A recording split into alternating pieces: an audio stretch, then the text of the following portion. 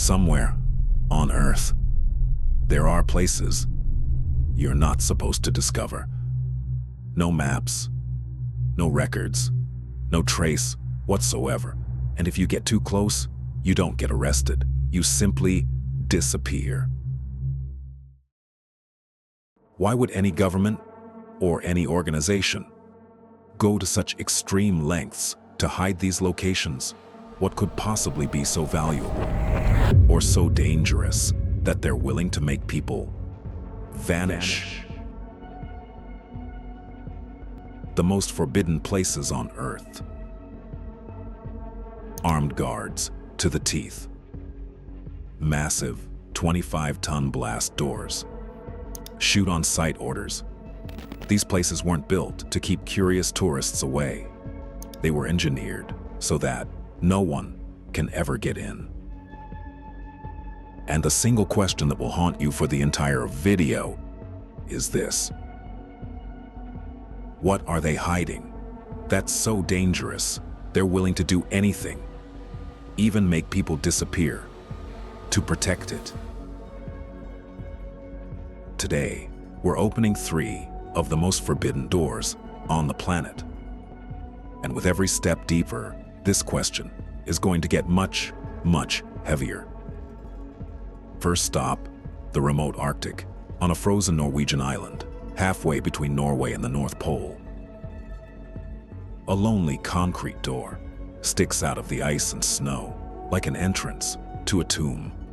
Behind it lies one of the most important infrastructures humanity has ever built.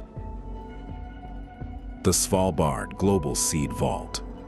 As of February 2026, it now safeguards 1,386,102 seed samples from almost every country on Earth. New varieties from Guatemala and Niger added for the very first time. Rice from Asia, corn from the Americas, ancient grains that no longer exist anywhere else. Everything is locked away in total darkness at a constant -18 degrees Celsius, protected by the natural permafrost of the mountain. Even if the entire world loses electricity tomorrow, the cold will remain for centuries. This isn't a museum. This isn't a seed bank you can visit. This is humanity's ultimate insurance policy. This is the backup plan for the end of the world as we know it. But wait a second. If this vault truly is Plan B for the entire planet, it means someone, somewhere, knows our global food supply could collapse one day. Why hide over 1.3 million seed samples so deep and so secretly? What kind of catastrophe are they preparing for?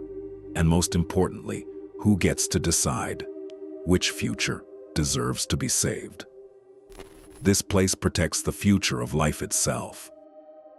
Next, we go deep inside a mountain in Colorado, United States. Buried a mile underground lies an entire hidden city that almost no one will ever see.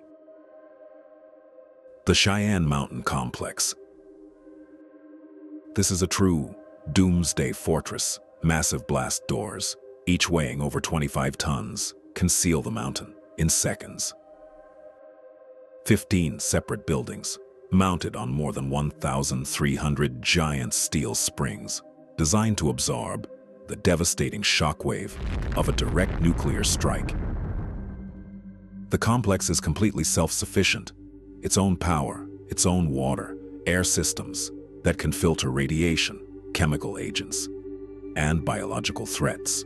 Hundreds of people could survive here for months or even years without ever seeing daylight. Even in 2026, it remains the ultimate hardened alternate command center for NORAD and US Northcom. Now imagine this. The outside world is burning, nuclear fire, or total societal breakdown.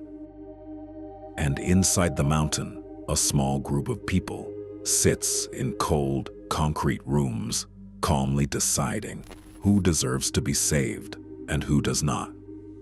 Who are these decision makers? What kind of authority would they hold in a post-apocalypse world? And what exactly do they plan to do once everything above ground has been destroyed? Built to survive and to keep control. Then we move to the vast Nevada desert. Here lies one of the most infamous restricted zones on the planet. A place where the normal rules of the world simply stop applying. Area 51. For decades, the US government officially denied its existence. Today they admit the base is real, but they still refuse to reveal almost anything about what actually happens. Behind its heavily guarded perimeter, the airspace above is permanently closed. The ground perimeter is monitored for miles, with motion sensors, thermal cameras, and unmarked security patrols. If you cross the warning line, the response is swift and serious. Over the years, people have tried to get closer. Some turned back after warnings. Others were detained. And a few never spoke publicly again. Are they testing next-generation aircraft, secret weapons, or is there something far stranger taking place inside? One thing is certain. They are guarding a secret they desperately don't want the public to discover. Finally, we reach the most disturbing category, the places that have been completely erased from reality.